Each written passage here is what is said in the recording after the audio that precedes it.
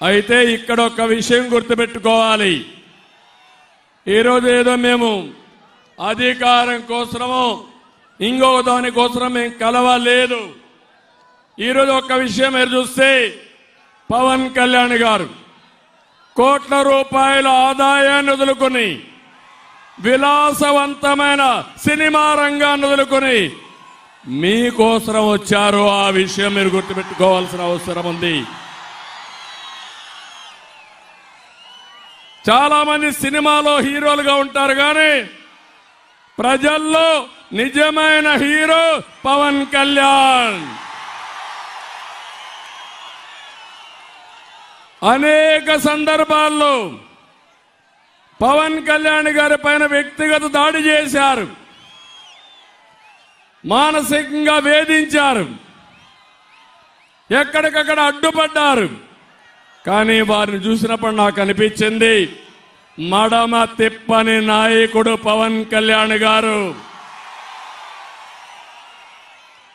చీకటి పాలన అంతం చేయాలని ఎన్ని అవరోధాలు సృష్టిస్తే మేమంటే రాటుపోట్లకు బాగా అలవాటు పడ్డాం. కానీ పవన్ కళ్యాణ్కి అలవాటు లేకపోయినా నిలబడమే కాకుండా నిలదొక్కున్న నిజమైన నాయకుడు పవన్ కళ్యాణ్ గారు అని చెప్పి మీకు తెలియజేస్తున్నా. ఈరోజు ఒక్క విషయం మీరందరూ గుర్తుపెట్టుకోవాలి. కొంతమంది మా ముగ్గురిని విమర్శిస్తున్నారు, నన్ను విమర్శిస్తున్నారు, పవన్ కళ్యాణ్ గారిని విమర్శిస్తున్నారు, బీజేపీ నాయకుల నుండి పురంధేశ్వర గారిని, నరేంద్ర మోడీ గారిని కూడా బీజేపీని విమర్శిస్తున్నారు. ఒక్క విషయం మీరు చూడండి. ఈరోజు మేము సీట్లు అడ్జస్ట్ చేసుకున్నప్పుడు నా జీవితంలో ఎప్పుడు కూడా ఇటువంటి రాలేదు.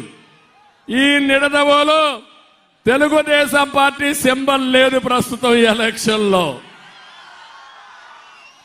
ఒక పక్కన బీజేపీ అభ్యర్థి పురంధేశ్వరి గారు ఇక్కడ ఎంపీగా నిలబడుతున్నారు.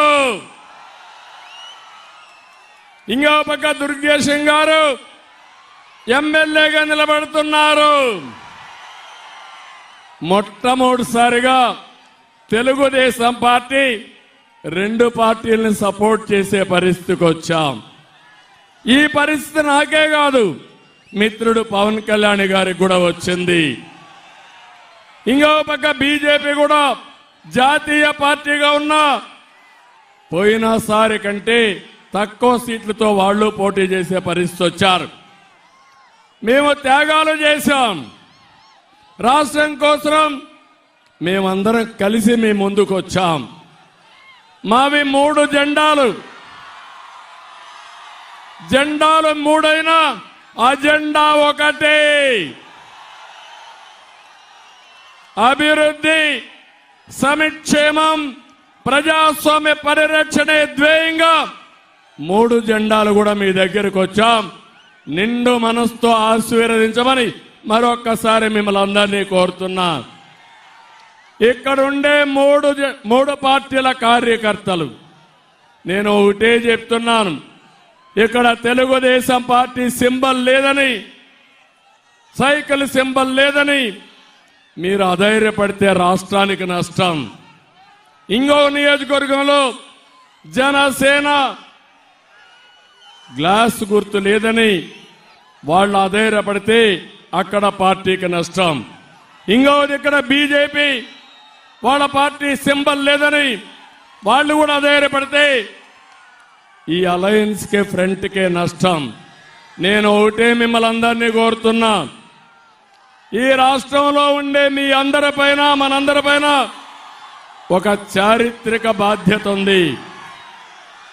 జగన్ చేసిన విధ్వంసానికి, చేసిన అప్పులకి, తప్పులకి ఇప్పుడు రాష్ట్రం ఒక వెంటిలేటర్ పైన ఉండే పరిస్థితి వచ్చింది. ఈరోజు